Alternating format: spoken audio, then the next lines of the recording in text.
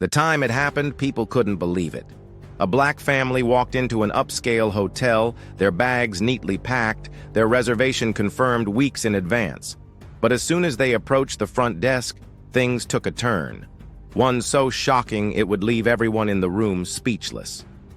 The man behind the counter, a middle-aged manager with thinning hair and a name tag that read Mr. Reynolds, barely glanced at them before narrowing his eyes. His lips curled into something between a sneer and a smirk. "I'm sorry," he said, his voice dripping with condescension. "We don't have any rooms available." Except there was just one problem. He was lying. The father, a well-dressed man with a confident air, raised a brow. His wife, standing beside him, clutched their young daughter's hand. She was visibly tired from their long journey, but even in her exhaustion, she sensed what was happening. "That's strange," the father said, his voice calm but firm. "We booked a suite a month ago. I even called ahead this morning to confirm." Reynolds exhaled through his nose, adjusting his tie like the very sight of them made him uncomfortable. "Must have been a mistake. There are no vacancies tonight." The mother pulled out her phone, scrolling through her emails before holding the screen up. "This is our confirmation number. We've already paid. You're saying that suddenly our room disappeared?" The manager barely looked at it. "I don't know what to tell you," he said flatly. "We're completely booked. You should try somewhere else." Something wasn't adding up. Just as the family was about to turn away, a well-dressed white couple stepped up to the desk. "Checking in," the man said, smiling. "We made a last-minute reservation earlier today." Reynolds' demeanor changed in an instant. His face lit up with that fake hospitality, his hands moving swiftly over the keyboard. "Ah, yes. Mr. Davidson, I see your booking right here. Let me just get your key card." The black father stiffened. His wife inhaled sharply. The daughter, too young to fully understand, just looked between them in confusion. The father turned back.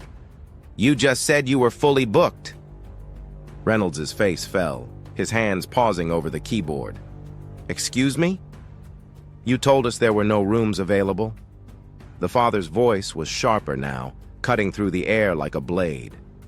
"But you had one for them?" The white couple shifted uncomfortably. The wife clutched her husband's arm. "Oh, we can come back later if—" "No," the father said. "I want an explanation."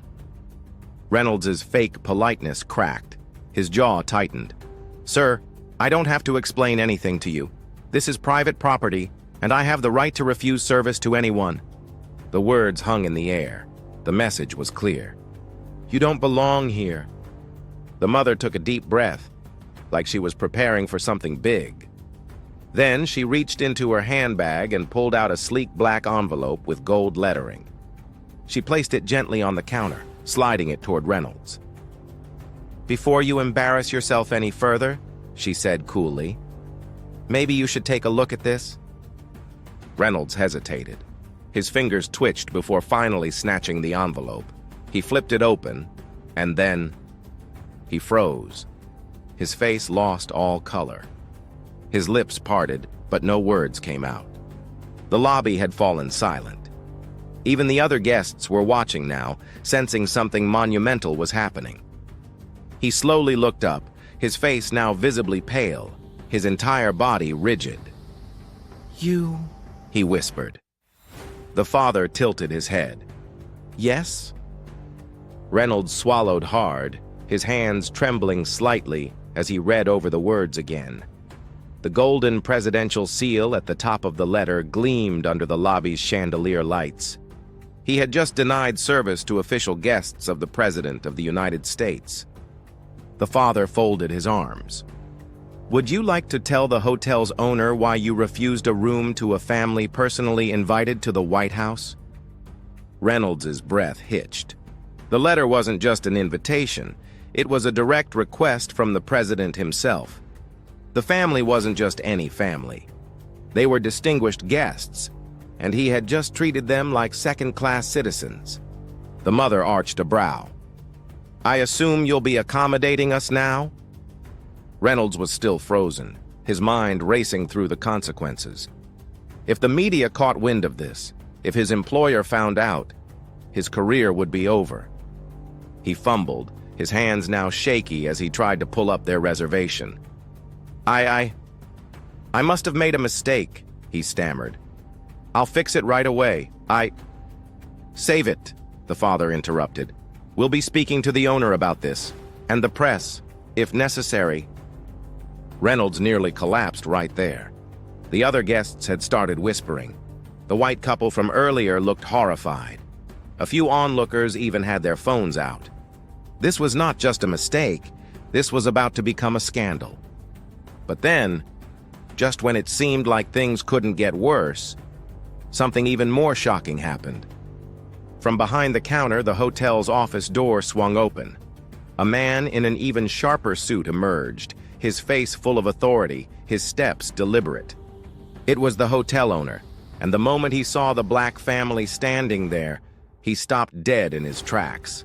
His eyes widened in pure shock, like he had just seen a ghost, because he knew exactly who they were, and the look on his face said one thing. This wasn't just about a racist manager, something much, much bigger was at play. The moment the hotel owner saw them, everything changed. His eyes locked onto the black family, but it wasn't just recognition, it was fear. His face paled, his shoulders stiffened, and for a fraction of a second, he looked ready to run. Reynolds, the racist manager, immediately turned toward him, still sweating bullets. Sir, I didn't know... The owner didn't even acknowledge him.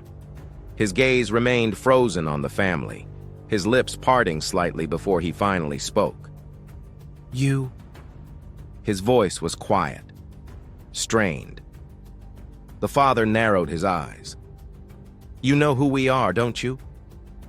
The owner hesitated, glancing toward the black envelope on the counter. The official invitation from the President of the United States lay in plain sight.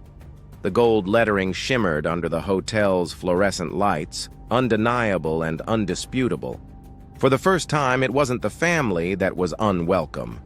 It was the hotel, or rather, what the hotel had been hiding. The mother stepped forward, her sharp gaze locked onto the owner's face. Why are you looking at us like that? The owner's jaw tightened, and that's when the father realized it. The moment their eyes met, the truth hit like a freight train. This wasn't just some hotel. This wasn't just about racism. They had uncovered something they were never supposed to see, and he knew it. The father turned to his wife, keeping his voice low but firm. Something's not right. She nodded. I feel it too. The tension in the air was suffocating. The hotel lobby, once filled with murmuring guests and hushed whispers, felt too quiet, too controlled. The father glanced around. Were there cameras? Extra security? Suddenly, the entire layout of the building seemed off. Then, he saw them. Two men in black suits stood near the entrance, pretending to check their phones. Another lingered by the elevators, hands clasped in front of him, his eyes darting toward the confrontation. They weren't regular guests. They were watching. And the moment the father noticed them, they noticed him noticing. One of them spoke into his wrist. The mother turned back to the hotel owner, her voice sharp. Tell us what's going on, right now. Reynolds, the racist manager, suddenly looked like he wanted to disappear. He opened his mouth, hesitated, then shut it. The owner sighed, a long, tired exhale, as if the weight of this moment had finally reached him. He glanced toward the men in black suits, then back at the family. And then, in a hushed, almost desperate voice, he said, You need to leave. Now. The mother's expression darkened. We have a reservation. We're not going anywhere. You don't understand, the owner hissed, voice low but urgent. This isn't about a hotel room anymore. He glanced toward the envelope. You were invited to the White House? The father didn't break eye contact. Yes. The owner's throat bobbed. He inhaled sharply, and then he leaned in. Then they know. A shiver ran through the father's spine. Who's they? The owner's next words sent an ice-cold chill through the mother's veins. The people who run this place. Before anyone could say another word. Bam! The glass doors of the hotel slammed shut. The men in black suits moved. The entire lobby shifted. Hotel guests were ushered away. Staff members suddenly vanished. A front desk clerk who had been typing on her keyboard moments ago now stood perfectly still, her face blank. The father's heart pounded. They weren't in a hotel, they were in a trap. And someone, somewhere, had just flipped the switch. The mother grabbed her daughter's hand. "We're leaving!" But the owner, despite his clear fear, blocked them. "Please," he said, "just listen. If you go out there, they'll make sure you never make it to the White House." The father's pulse skyrocketed. "What the hell are you talking about?" And then, the final puzzle piece fell into place. The owner exhaled shakily. "You think it was an accident you got invited?" The mother stiffened. "What?" The owner took a slow step forward, his voice trembling. "It's not just about who you are, it's about what you know. Or," he swallowed, his Adam's apple bobbing, "what someone thinks you know." The father exchanged a tense glance with his wife. "What do you mean?" the mother asked. The owner clenched his jaw. His face was sweaty, his eyes darting toward the men in suits. And then he whispered 4 words that changed everything. "This hotel is a front." Silence. "You don't get it, do you?" the owner continued. "This place, it's not just some fancy establishment. It's a cover, a place where certain people meet in secret. People who aren't supposed to exist. People who—" He trailed off, shaking his head. "You were never supposed to step foot in here." A loud beep echoed from the front desk. A red light blinked twice. The men in suits moved in. "We have to go," the father said, pulling his wife toward the exit. But the owner grabbed his arm. "Wait, there's something else." The father yanked away. "We're done waiting." The owner's next words stopped him cold. "They don't want you at the White House because you'll hear something you're not supposed to. The invitation isn't just a courtesy, it's a setup." The mother felt her breath catch. A setup for what? The owner's eyes flickered with hesitation. "To make sure you never leave." The father's pulse spiked. "What the hell do you mean?" The owner's face turned grim. "You think you were invited because of your achievements?" "Number." He swallowed. "They invited you because someone on the inside wants to erase you. And once you step foot in the White House," his voice dropped to a whisper, "you're never coming out." Suddenly, bang! The hotel's fire alarms blared. Red emergency lights flashed. The men in black suits lunged forward. "Run!" the owner yelled. The father grabbed his wife's hand. The mother lifted their daughter into her arms, and together they bolted. Through the lobby, past the horrified guests, toward the only exit. Behind them, heavy footsteps pounded against the marble floors. Shouts erupted. Security scrambled. And just before the family reached the door, bam! The lights cut out. Total, pitch, darkness, and then a voice, low, cold, waiting. "You should have never come here." The room fell into total darkness. The air was thick with tension. Somewhere behind them, the heavy boots of the suited men echoed against the marble floors. The mother tightened her grip on her daughter, her breath ragged. The father's pulse thundered in his ears as he instinctively reached for his wife's hand. Then, a voice. "You should have never come here." A chilling whisper in the black void. And then, bam! A surge of emergency lights flickered on, bathing the lobby in an eerie red glow. The doors, locked. The men in black, closing in. They had to move. Now." The father scanned the room, searching for another way out. The front entrance was a no-go.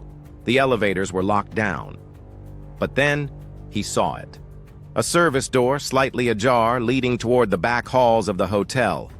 He didn't think. He just ran. "Come on!" he shouted, pulling his wife along. The mother didn't hesitate. She clutched their daughter tightly, sprinting toward the opening. Behind them, the men in black barked orders into hidden earpieces. "They're heading for the east wing! Cut them off, now!" But they were already through the door. The back hall was narrow and dimly lit, lined with storage closets and maintenance carts. The sound of their footsteps echoed off the walls. Then, a sudden movement. A shadow emerged from one of the doors. The hotel owner. He was panting, sweat dripping down his temples. "This way!" he gasped, motioning them toward a side staircase. The father hesitated. "Why are you helping us?" The owner's face twisted. "Because if you don't leave this building in the next 5 minutes, you won't leave at all." The mother's grip on their daughter tightened. "Then help us get out." The owner nodded and shoved open a side door. "Go down these stairs. It leads to the underground parking garage. Take the first car you see and get out of here." The father narrowed his eyes. "And what about you?" The owner let out a shaky breath. "I'll be lucky if I make it through the night." Then, another voice. Cold, commanding. "Too late." The father spun, just in time to see a figure step out of the shadows, a man in an even sharper black suit. He wasn't like the others. He wasn't just security, he was in charge, and in his hand, a silencer-fitted pistol. The mother gasped, stepping in front of their daughter. The father clenched his fists, standing his ground. The man in the suit, expression unreadable, lifted the gun slowly. "Going somewhere?" The father's jaw tightened. "Who are you?" The man tilted his head. "A necessary precaution." The owner paled. "No, wait!" Bang! The sound was muffled but devastating. The hotel owner's eyes widened. He gasped, stumbled, then collapsed to the floor. Dead. The mother screamed. The father lunged. But the man in black was faster. He leveled the silencer at the father's chest, ready to fire. Then, an explosion of sound. A new gunshot, not his. The man's body jerked. His suit darkened with spreading blood. And then, he collapsed. Behind him, in the shadows, stood a new figure. Gun in hand. It was Officer Daniel Briggs. The father blinked in shock. "Briggs?" The rugged officer stepped forward, eyes cold, jaw clenched. "Come on, we need to go." The mother was still frozen in shock. "How did you—" "No time," Briggs barked. "There are more coming. Move." The father didn't need to be told twice. He grabbed his wife's hand, and together they sprinted down the stairs.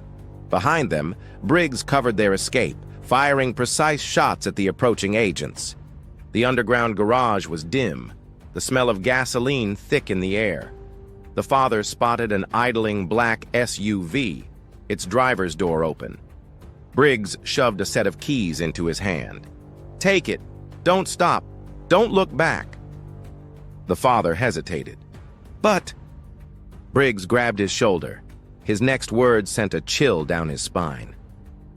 "They were never after you. They were after what you might have overheard.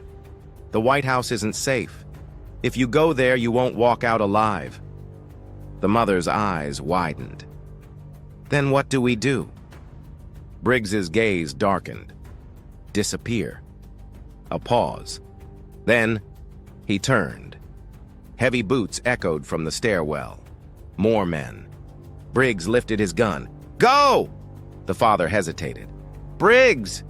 But the officer didn't look back. He stepped into the shadows, gun raised, ready to buy them time. The mother yanked the passenger door open. "We have to trust him." The father took one last look at Briggs, then jumped into the driver's seat. He slammed his foot onto the gas. The SUV tore out of the garage, tires screeching, vanishing into the night. As the car sped down the empty highway, the father's hands were clenched around the steering wheel, his heart hammering. His wife held their daughter close, pressing a shaky kiss to her forehead. The little girl's voice was soft. "Mommy? Where are we going?" The mother swallowed hard, eyes flickering to the black envelope still clutched in her hands. She glanced at her husband. He exhaled, and then his grip on the wheel tightened. Anywhere but the White House.